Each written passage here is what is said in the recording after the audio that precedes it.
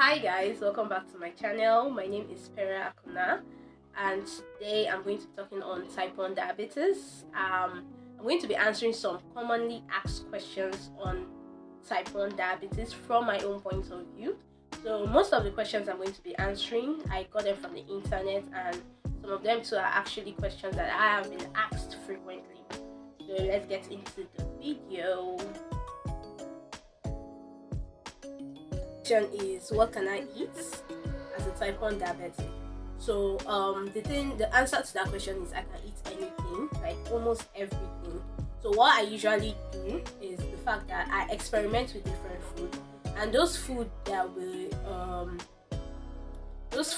that triggers my sugar level very fast, like makes it go up really fast, I try as much as possible to prevent those food, but then I get to eat them once in a while. So actually I can eat anything.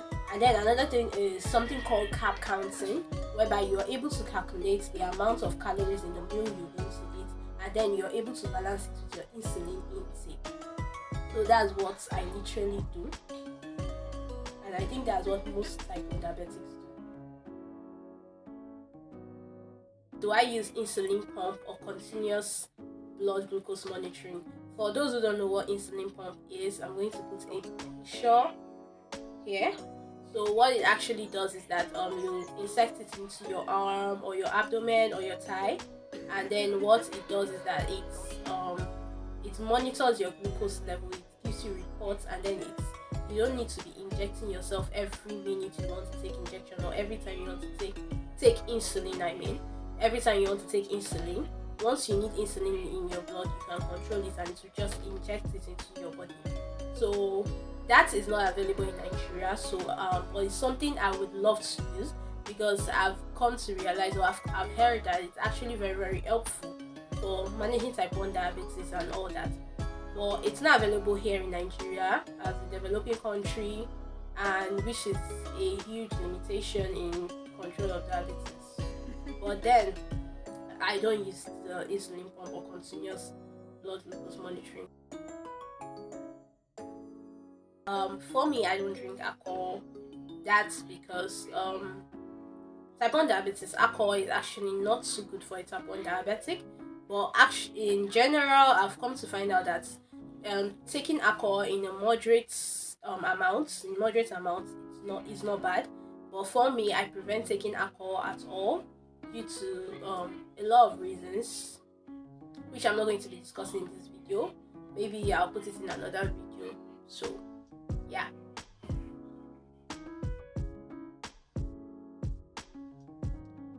There are people who actually use, people in Nigeria that I've seen that actually use other treatment like alpha predators and all that.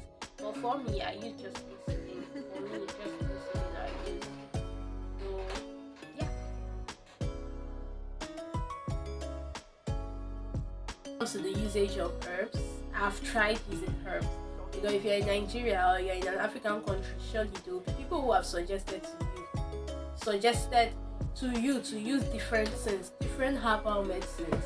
So I've tried using herbs before, thinking they were going to cure diabetes, but then I realized type 1 diabetes cannot be cured. So herbs do not cure type 1 diabetes. They can help in type 2 diabetes, but not type 1 diabetes. Type 1 diabetes cannot be cured, or rather they've not found a cure. So herbs can help in a way of regulating your blood sugar level if you get the right herbs.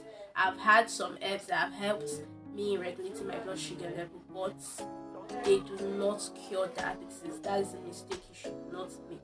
They do not cure diabetes, and when you're using such herbs, you have to be careful, because sometimes they could lead to a really low blood sugar level. So you want to be really careful. You want to speak with your specialist on that. So I have to be on insulin my whole life, because my body does not produce insulin, and it's a very important hormone in the body, which is necessary or important throughout my lifetime on Earth. So in fact, I have to be on insulin like throughout my lifetime on Earth. medically. So yeah, until the cure of diabetes, the cure for diabetes is found, type 1 diabetes is found, I have to be on insulin. So yeah. Can it be passed to my children?